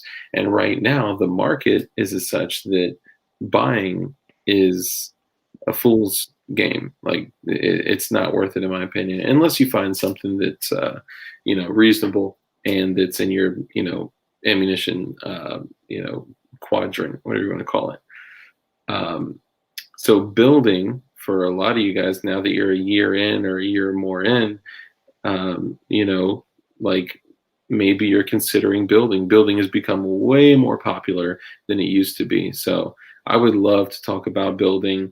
I know, oh, what was your first gun? We can hit that in a minute. I know that I know where to source parts. I know where parts are available, and I would love to share anything with you guys that could help you on your journey. Flea market Dracos, bro. You don't want me to talk about my Chrome and Plum Draco, okay? Sorry. So what would you prefer to talk about, Mr. Handsome Joe? Definitely more knowledgeable on the gun piece, firearm piece than I am on the comms piece. My experience with comms is end user. Like somebody hands me a radio and tells me to talk on it. That's kind of it. I know a little bit about comms. Thing with the 15-inch whip on it. Talk on it. I'm just kidding. Yeah, right. So I think some of the pitfalls of like the Baofeng game is a lot of people are buying these things and storing them the same way they would store like canned goods. You got to actually figure out what your local channels are. Yeah. And program the radio. Figure out how to program the radio, and just listen. You will learn more from listening than you will talking, which I know is strange coming from somebody that's telling you that, because I'm talking while I'm saying that. But I've learned that personally. Like if I listen, I learn more than when I talk. Same thing with radios. Radios are primarily for receiving information, not necessarily sending information. So I think there's value in getting a set of comms. I have friends of mine that are way more teched out, nerded out, geeked out on all this stuff, and they'll tell you exactly which model to get and which one to stay away from. This, that, and the third. What antenna works best depending on where you're at. That is all like way over my head. But I know this: if you're going to get the radio, you need to know how to program it. You need practice programming it. You need to make a cheat sheet card that's laminated and taped to the back of the radio, or rubber banded to the radio, or ranger banded to the radio, or punch it and put a little zip tie and attach it to the radio. Like that way, if that radio loses its programming, you can sit there and reprogram it with those codes already plugged in. So like knowing your if your state or your county has like some emergency frequencies to be able to like communicate with emergency response personnel, or some type of emergency broadcast signal that they put out on a certain wavelength, having that stuff already programmed in would be great. And be practiced at picking up a radio, reading off the thing on the card, plugging into the thing, tuning to that channel, and then listening to whatever is being transmitted. That's huge if you're going to get into that. The other thing is understanding that radios, it's not, on my combat deployment, we killed a lot of people that were running around talking on basically what are the equivalent of Baofengs. And some of that had to do with what they were saying on the radios. You can talk in code on a radio. You can try and encrypt. But if somebody has the ability to listen to what you're saying, even if you're talking in some ever-changing code, there are people that have the ability to listen to that transmission and then figure out where you are and kill you. So the radio is not some kind of like, hey man, I'm gonna slip one by on someone. I'm gonna turn off my cell phone and put it in my Faraday cage, and I'm gonna go out and do some hood rat shenanigans with my Baofeng gang. Like, nah, dude, like that's not how that works at all. Don't put any undue faith and trust in a system that you don't fully understand. And that's coming from a dude that doesn't fully understand any of this. Think of it like an IP address. When you transmit, they can find you. Right, like it's not like low key like some people may think. Right, it's not like your $49 Motorola from Dick's Sporting Goods. Yeah, get your ham radio license. Look up in your area. So a few things. You nailed it. Like, look up your local area and at least document all your emergency channels for your county and state. Okay. If not, program them in your radio. There's no reason not to program them, but I think a lot of people are scared of getting into programming their BFing. A lot of people aren't going to download Chirp. A lot of people aren't even going to get the cord for their BFing or Baofeng, whatever. So at least document the channels of your, emergency for local and state.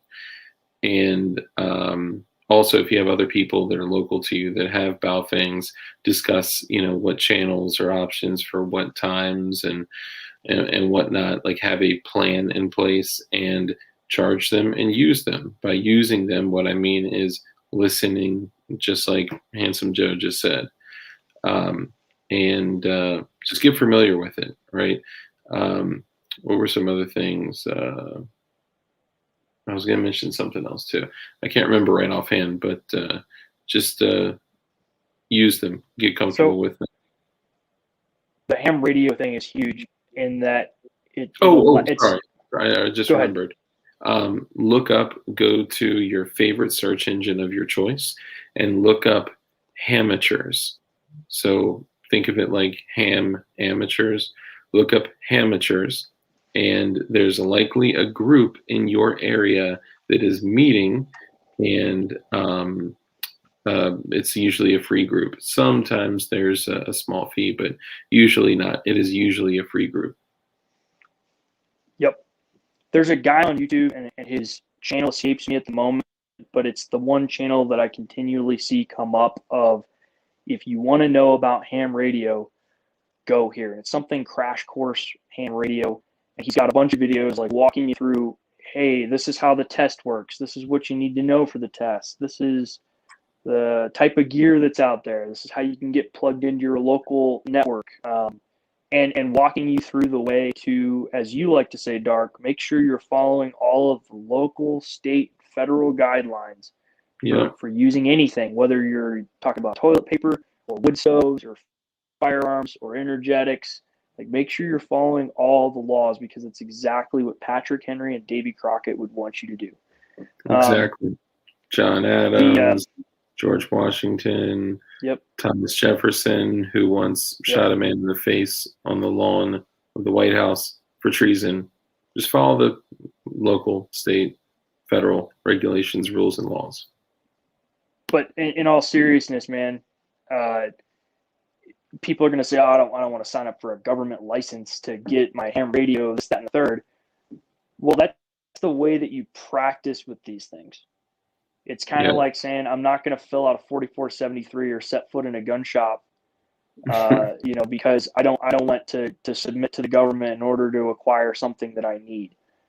Or I'm not going to pay a range fee to use a public range or a private range in order to go practice, my shooting or my check my zero on my rifle or anything like that. Like, look, man, this is how you practice using the radio now when there's a system in place to do it.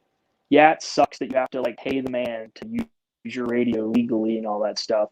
Yeah. But otherwise, you're going to be waiting for something to kick off and have zero time on the radio. And if you try and get on there without running the license and stuff, you do run the risk of somebody coming and knocking at your door. Hello, Mr. Jones. We hear you crapping up all of the local ham radio channels. None of the first responders and emergency search personnel can communicate because you're in there talking about the Boogaloo or whatever and Hawaiian shirts. Don't do that. Do what you want, but think smart, guys. If you're going to get some comms, it would probably make sense to know how to program them and how to use them and have practice using them instead of throwing them underneath your basement staircase and waiting for a rainy day to pull them out and blow the dust off just to find out they don't work. The batteries are dead and you lost the charger. If you're not using it and practicing with it, it's not going to just come to you the first 5 minutes of, Armageddon or whatever. But that's the thing. Most, by the way, just your average goy, which I thought your name was not your average goy, but that's okay. Average goy said that it's a ham radio crash course. There, yep, that's it. Yeah. But trying to build a 10 millimeter that takes Glock mags.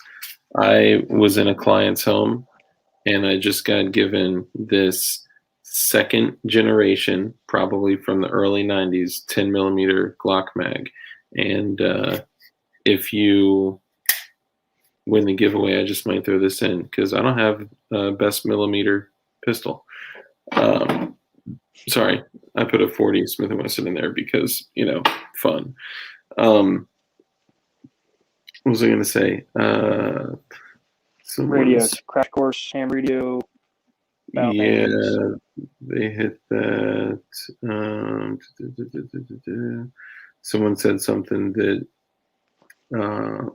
So those same people that are like, oh, I'm not gonna, get my ham radio license because police, because that's the same people that say I'm not going to get a class 3 item because they can break down my door at any time. Like, no, you don't give up any constitutional rights by getting a class 3 item. You only give up your constitutional right if you have a restricted item and the Alpha Tango Foxtrot comes to your door and you cannot produce said device that is restricted. If you cannot produce that device, yes, well then you're a dumbass and you ended up in that situation for a reason. But aside from being less equipped mentally, those same people are like, oh, I'm not gonna get a ham license because of whatever. I'm not gonna get a this because of this. I'm not gonna fill out a form 4473. And I get it, like privacy is everything, right? But there is no way to be private anymore. I bet those same people have a permit to carry a concealed handgun. I bet those same people registered to vote. I bet those same people live at an address. And I bet those same people have the biggest offender in the world, which is their cell phone. Chinese made software device. Yeah, your Chinese software wiretap is sitting on, like right now, it's sitting on your desk, in your pocket, in your, like, come on guys, let's be real. Don't forego some of the most important things like security, like comms, like just to feel cozy. It's like Firearms, man. I would never begrudge someone that wanted to have a basement full of guns. But like Flannel Daddy, Grantham says, all the guns in the world don't mean anything if you don't know how to use them. And all the radios in the world don't mean anything if you don't know how to use them. Like, it's cool that you got the new TV, but you don't have it hooked up. You don't know how to have it hooked up. You don't have any of the stuff to like turn it on. So it's just sitting there in your basement waiting for, I guess, the big game to watch, on.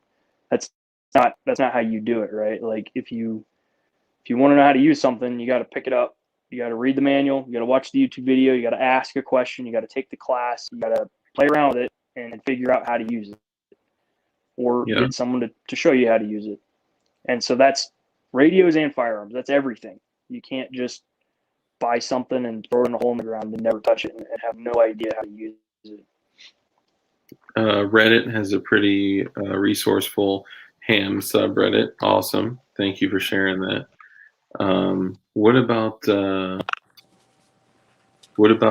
building? Did you guys still want to hit building of anti-raccoon devices? I'm happy to, like, if you guys want to. I know we're coming up on 2 hours, so we're going to cut soon, but I'm happy to discuss the type of places that I source parts, how I build. Good, I'd say good would be a very specific word that I selected. ARs for under $500 and good quality Glocks for under $500. Now I have some Gucci shit that's got 5 digits in it, but Hey, Letterbomb, careful with that. Careful. Yeah, I mean, we could talk. You know what? We could talk about that. Let's talk about the third hole. Let's talk about the restriction of our God-given rights in 1934, called the National Firearms Act. Let's talk about. Ooh, I Yeah, I love to hate on the NFA. dude, the NFA is the heaviest. The NFA and the GCA are the heaviest encroachment on our constitutional rights. Period. Can you pull up a calculator real quick, Mavis? Yeah. Because maths are hard. Yep. What's up? Can you type in 1934 and then subtract Hold on. Look at that face. 1791? G-Man. I'm sorry, real quick. Look at that face that G-Man just put in the chat. Like, that is creepy, bro. How did you get that good? That is scary. Okay, sorry, one more time. 1934 minus 1791. Oh, I see where you're headed. 143 years. Yeah, this country existed as its own nation. I mean, you pick the beginning year. You want to say 1775, shot heard around the world. You want to say 1776. You want to say 1791. Either way, over 140 years before the very first federal firearms law took effect. Yep. And then if you read the original text of the National Firearms Act as it was submitted, it included handguns. They wanted to ban handguns. Your Glock right now, your 1911, your high power, your high point, your Beretta, your SIG, whatever.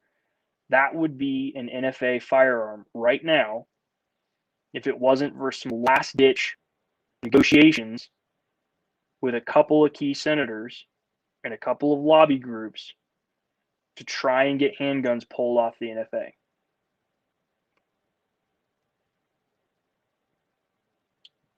Sorry, I was just pulling something up on the side here. That was in 1934. Yeah, that's That was in 1934, man. Like, there's absolutely people. So whenever you hear people that are gun control advocates saying that they don't want to take your normal guns, like, pull up the original text of the 1934 National Firearms Act and wave that in your face. Be like, yeah, you do. And everybody before you does as well. Like, this is nothing new. yeah. So this is what I'll say, and we can end it on this because I know Dugan is back on, and everyone's hit me up, emailing me, and texting me to check on him, and I promise you guys I will. Like, Dugan is my boy. I've been talking to him. We spoke today. We spoke yesterday. He's not feeling okay, but he is okay. All right. There's just understand that he's okay.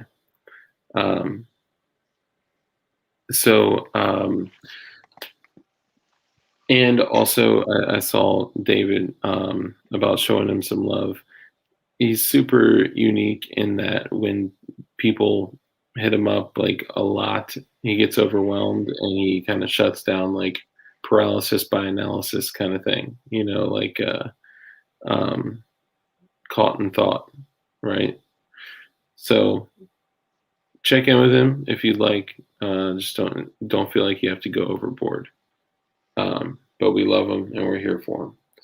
Just like I love all of you. You know, I love all of you because you're human beings, and you know, we, despite what some people may say, are actually really caring, loving, compassionate individuals that just happen to be very safe and very dangerous at the same time.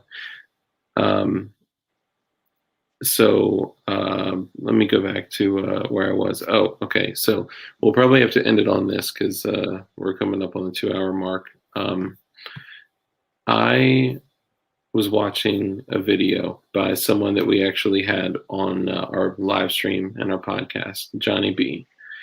And all of you likely have ended up in this conversation where you're talking about the control of firearms.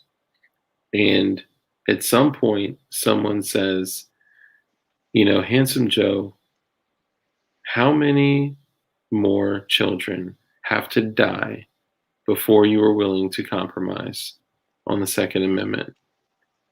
And his response gave me chills, and it resonated with me so much at the same time that I've said it to several people in that conversation. So when they say, Dark, how many more children have to die before you're willing to compromise on your Second Amendment? And the response is, all of them. All of them, every single one of them, including my own. Okay? That is how many have to die before we're willing to compromise on the Second Amendment. Because guess what? We're talking about it. We're having a conversation about it, and this may seem radical to some, but do you think that those men and children and even women that were gearing up for battle for the Civil War, for the original Civil War, do you think they were sitting there talking about it? Do you think they were talking about, man, I don't know. I mean, there were some that were like, you know what, let's just, bow to the crown, right? And all children, all adults, everyone. And I know he kind of lightly says, from my cold dead hands, some people actually mean it. Some people have had a conversation with themselves and their loved ones that say, I am 100% prepared to give my life and everything I have and my family, everything, before I compromise on this one thing. Okay, not in a foolish way. Okay, so hopefully that makes sense. But as long as you have kids, you will never give up your ability to protect them to the best of your abilities. Yep, absolutely. Even if it means that your fight to keep that ability to fight is the sacrifice of them. That is that same kind of balance that we were talking about earlier. So I'll end on that, and I'll say that these things that we talk about, man, it's not to live in this place of fear and scarcity and hiding and stocking up and storing and I mean, do the things that you feel best to make sure that you cover water, shelter, or water, food, shelter, security. And then you can venture in other stuff like comms. But we're in this world still programmed by consumerism to where we're so focused on, more is better, right? Like more is better. Like Joe, you and I had this conversation. More is not better, right? Like if you practice a golf technique incorrectly a lot, that doesn't make you skilled at golf. So what I would say is, if you own all the golf clubs in the world, that doesn't make you the best golfer. Exactly. You need to be physically fit enough to be able to throw on your gear and run around in full battle rattle and be able to do some work. You need to be able to, well, I don't want it to sound like anything that it's not, because it's not, we don't condone any calls to action or anything like that. This country would not have existed if it were not for the Minutemen and the militiamen and the Continental Army and the Continental Marine Corps and the Continental Navy that fought that war against Great Britain. This wouldn't exist, and at least not in the way that it does now. Take care of yourselves, take care of your families, take care of your equipment. Stop worrying about how many and how much, and start worrying about knowing what to do with what you have. And to back you up and what Johnny B was saying, I've heard basically the exact same sentiment, but put this way. And that is, every morning I could wake up and I could turn on the television and find out that another school bus full of children had been murdered somewhere in the United States of America, and it would not take away from your natural God-given right to defend yourself and your family and anyone that you choose to protect with any weapon that you choose to use.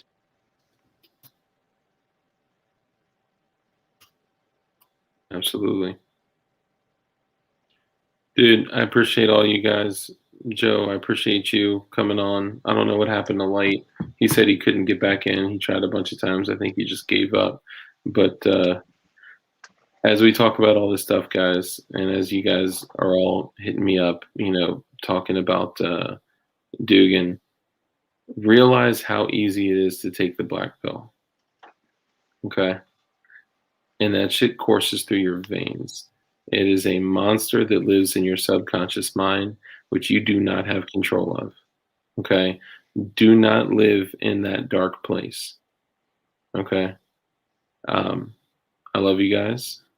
And I know I always say it, but be safe, be dangerous, but also be caring, be compassionate, give back to others, give back to your community, support your local homeless shelter, like take care of people, bring back the community, like do something that is going to change someone's mind about humanity. Okay? You can carry around the black pill in your pocket, okay? But don't eat it. Like, don't carry that beast with you forever. You got to live life. Do not forego life in the act of self-preservation. That is literally the most ironic thing in the world. So I love y'all. I fuck with y'all super hard. And we didn't hit 100. We got close, but I'll keep this for next time. And keep a lookout at the top right-hand corner. You see that blue chem light? You may be seeing that some other places as well. So love you guys. Thank you. And thank Handsome Joe. Please thank Handsome Joe in the chat. And guys, we are, like I said, we are paying for StreamYard. We got to get a P.O. box. It costs fucking $88 just to get a goddamn P.O. box. I got knives that got to get sent to us. I got to cover the shipping for them. I got, so just know that, like, when we say, because we're not doing this shit for slave coins, like we're fine just the way we are. But if you do have the ability to contribute, then it would help out a lot. It's not just lying in our fucking pockets.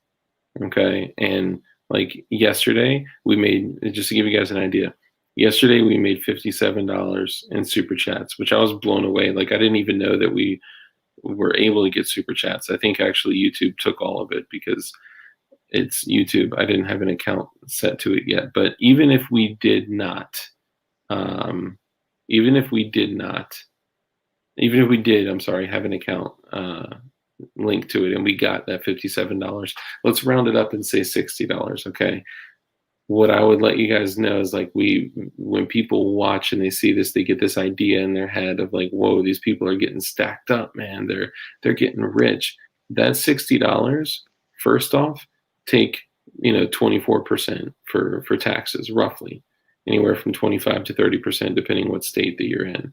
Then take that remaining amount and then split that 3 ways, and then put that towards your StreamYard, your P.O. box, your shipping shit out, your, obviously I'm going to cover the shipping on the knives that Matthew Tellhouse is making. Like, that's not fair for him to cover. So, all those things cost money. And this isn't a plea for money. Like, I'm just explaining it to you guys so you understand that, we are still keeping our same core values. We just also have the reality of the world that we currently live in. So, and I need another box of blue chem lights. Those are $15. So, anything else you have, Joe, before we go? Nope. It was good chatting with you as always, man. Be safe, and look forward to doing it again. Oh shit, Letterbomb. Thank you, brother. Thank you. I appreciate you. Appreciate you guys. Letterbomb just gave us a 556. Damn, in Canada, in CA, stay dangerous. Love you, brother. You didn't have to do that, man. Thank you. Thank you, guys. All right, y'all. Thank you. Appreciate it. Handsome Joe, thank you. It was a gift, as always, to speak with you, and just keep an attitude of gratitude. And be fucking great people. All right. Leaf Bucks. All right, y'all. Thank you. Take care. Peace.